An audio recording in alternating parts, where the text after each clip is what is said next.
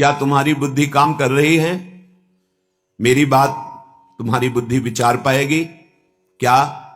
किस क्षण शरीर छूट जाए क्या तुम्हें ज्ञान है? अद्यश्वो वा त्वं मरिष्यस्य बुद्धे किम ते कांता पुत्र वित्तादि कुर्यात्। ये जो भूले हुए हैं ना कि मेरी मृत्यु होगी नहीं, मैं तो अविनाशी हूं, वही ये पापाचरण कर रहे हैं। हर समय एक अंगरक्षक की तरह सावधान रखती है मृत्यु। पता नहीं कौन सी श्वास आखिरी हो, इसलिए हमें कोई पाप नहीं करना, हमें कोई आसक्ति यहां नहीं करनी, हमें जाना है। जैसे किसी सरकारी आदमी को बंगला मिलता है, गाड़ी मिलती है, व्यवस्थाएं मिलती हैं, उसको उसमें राग नहीं होता, क्योंकि पता है कभी भी ट्रांसफर का कागज आ सकता है। बंगला हमारा नहीं, गाड़ी हमारी नहीं, सुविधा हमारी नहीं, ये तो सरकारी कार्य करने के लिए सुविधाएं दी गई है, कहां सरकार भेज दे।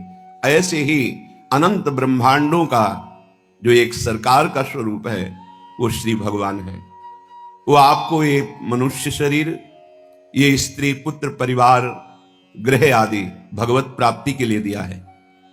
आप काम आदि विकारों को पूर्ण रूप से त्याग नहीं सकते, तो तुम्हें निवृत्ति मार्ग में नहीं रखा, प्रवृत्ति मार्ग में रख दिया।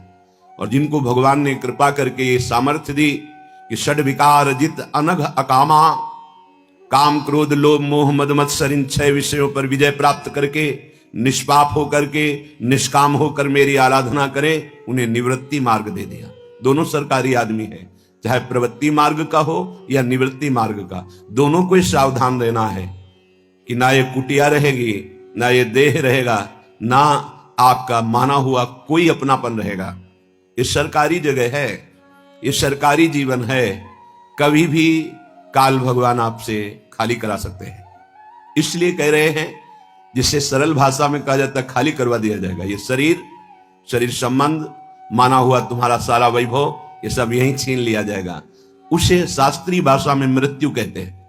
अद्यश्वो वा त्वं मरिष्यस्य बुद्धे किम। भाई तुम्हें पता है कि अभी श्वास छूट जाएगी या थोड़ी देर बाद या कल, कोई भरोसा नहीं। रा पूरा धा बोलने का भी अवसर नहीं मिलता, ध्यान रखना। रा इतने में ही गए, पर धा बोलना चाहते थे ना, इसलिए राधा किशोरी कृपा करेंगे और तुम्हें परम पद प्रदान कर देंगे। इतना भी समय नहीं दिया जाता कि पूरा शब्द बोल लीजिए आप। आधी श्वास में अगर बुलावा आ गया तो पूरी श्वास नहीं खींच सकते। इसलिए कह रहे हैं कि ये तुम्हारा जो मोह जाल फैलाया हुआ है, ये मित्र, ये पत्नी, ये पुत्र, ये परिवार, ये वैभव, थोड़ी देर विचार करके देखो, जब तुम्हारा अंतिम समय होगा तो तुम्हारे साथ कोई नहीं जाएगा। इसलिए यावत देहम सर्वतो मृत्युरस्ति, जब तक तुम्हारी देह को मृत्यु खा नहीं जाती है, तब तक तुम भजन कर लो, सत्कर्म कर लो, दूसरों को सुख पहुंचाने की चेष्टा कर लो, ये पापाचरण मत करो।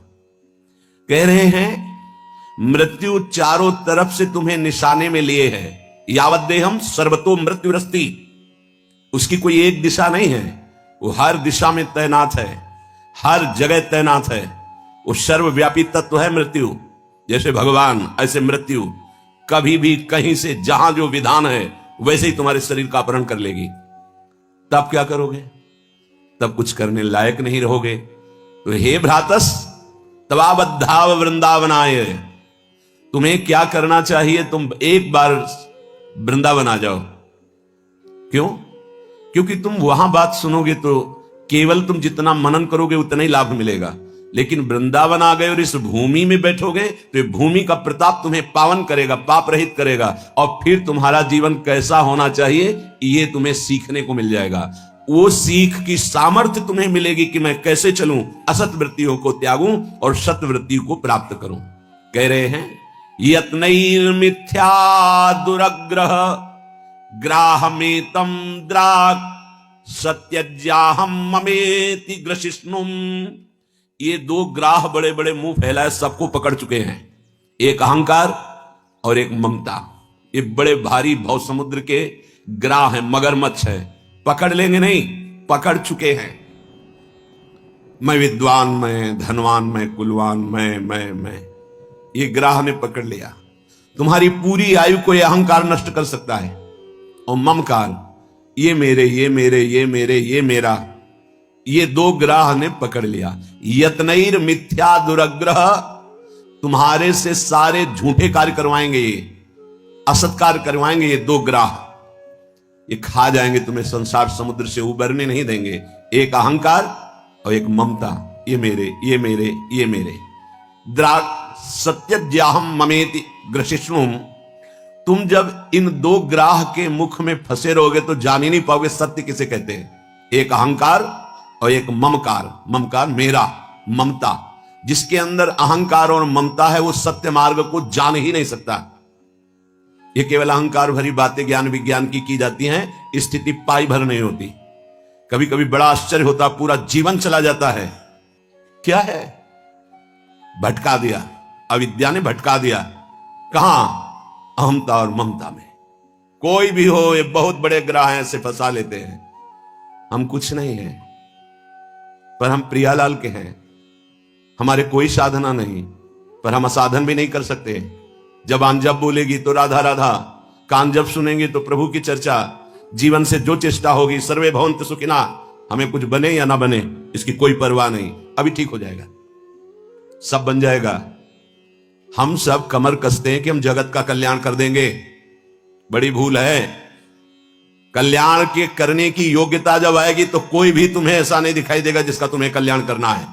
कल्याण स्वरूप भगवान नजर आएगा तब योग्यता आती कल्याण करने की, और जब तक तुम्हें अधम जीव दिखाई दे रहे तब तक कल्याण करने की योग्यता ही नहीं आई है। यह अध्यात्म है।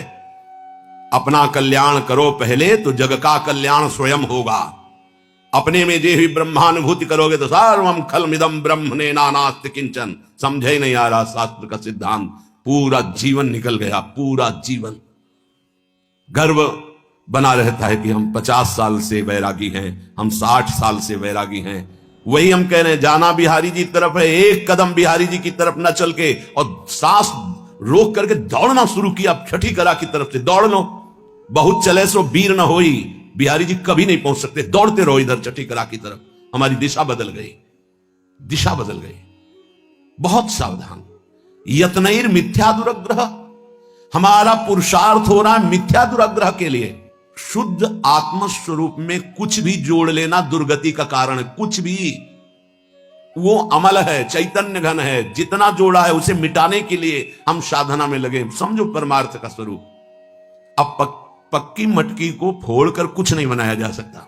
कच्ची मटकी हो तो प्रयास होता है कि अगर आकृति ठीक नहीं है तो फोड़कर इसे जल डालकर नवीन रूप दिया जा सकता है, लेकिन नहीं दिया जा सकता। नहीं समझ सकते क्योंकि समझ पक्की हो गई है। ये अहंकार बहुत सूक्ष्म विषय है, बहुत सूक्ष्म विषय है। कभी कभी ये जगत कल्याण का ऐसा रूप धारण करता है कि फंसा के जहां से चले थे वहां से नीचे भी खड़ा कर देता है। कैसे चले थे? ये अनुभव करने के लिए कि मैं अधम हूं, भगवत प्राप्ति करूंगा, और जब जगत कल्याण की योग्यता को हम अपने अंदर देख लिया तो अब हमको अधम दिखाई देने लगे। आपकी दुरंत माया है। जब तक कोई आपकी शरण में होकर आपका आश्रय लेकर आपके मार्ग में नहीं चलेगा तब तक पता ही नहीं चलता कि भगवत मार्ग किसे कहते हैं। इसलिए सत्संगी जनों से प्रार्थना है, ये मार्ग पैरों से नहीं चला जाता, ये मार्ग मन से चला जाता है। अगर मन में अंतःकरण में अहंकार है और जगत के संबंधी भोग और संबंधियों से ममता है तो ज्ञान की बातें भले कर लो, ज्ञान की स्थिति कोई नहीं आएगी। प्रेम की बातें भले कर लो, 2-4 बूंद आंसू बहा लो, पर अविद्या को जीत कर भगवत प्रेमी नहीं बन सकते। आचरणों का सुधार, हमारे अंतःकरण के विचारों का सुधार। जब अंतःकरण में विचार में अहंकार विष होता है तो भाषा बदल जाती है, भाषा बदल जाती है। यही विष मिटाने के लिए तो गृहस्थ या विरक्त मार्ग से हम भगवत आश्रय लेते हैं। तो इस अहंकार और ममकार, ममता रूपी ग्राह से अपने को छुटाने का शीघ्र उपाय करो। इस संसार समुद्र से ये पार नहीं होने देंगे, तुम्हें लील जाएंगे। फिर पुनरपि जननम पुनरपि मरणम पुनरपि जननी जठरे शयनम। श्रीपाद प्रबोधानंद जी महाराज जो कह रहे, गोस्वामी जी वही बात कह रहे हैं। जो यदि आप अध्यात्म मार्ग में अपना कल्याण चाहते हैं, भगवत मार्ग में चलना चाहते हैं, तो ऐसे यदि तुम मन को लगाओ, अभी बताया ये यात्रा पैरों से नहीं होती, मन से होती है। जो मन लागे राम चरण अस। यदि ऐसे चलोगे तो तुम्हारा मन भगवदाकार हो जाएगा, इसी जन्म में तुम भगवत प्राप्त हो जाओगे। क्या? देह गेह सुत बित कलत्र महा, मगन होत बिनु जतन किए जस, जो मन लागे राम चरण रस। तुम्हें जितना तुम्हारा देह प्रिय है, अगर इतना ही प्यार भगवान से कर लो, घर जितना प्रिय है उतना धाम से प्यार कर लो, पुत्र जितना प्रिय है, स्त्री जितना प्रिय है, संबंधी जितना प्रिय है, उनमें से थोड़ा प्यार भगवान से कर लो। अभी तुम्हें अनुभव होने लगेगा, क्योंकि प्रेम ते प्रगट होए में जाना। प्रेम तो दिए हो शरीर में, शरीर संबंधियों में, शरीर भोगों में, और चाहते हो कि तुम्हें भगवान प्राप्त हो जाए तो वो चाह ही नहीं प्रकट होगी, जिससे भगवत साक्षात्कार होता है। जब हमारे हृदय में भगवत प्राप्ति की चाह होती तो लक्षण बदलते हैं। कैसे?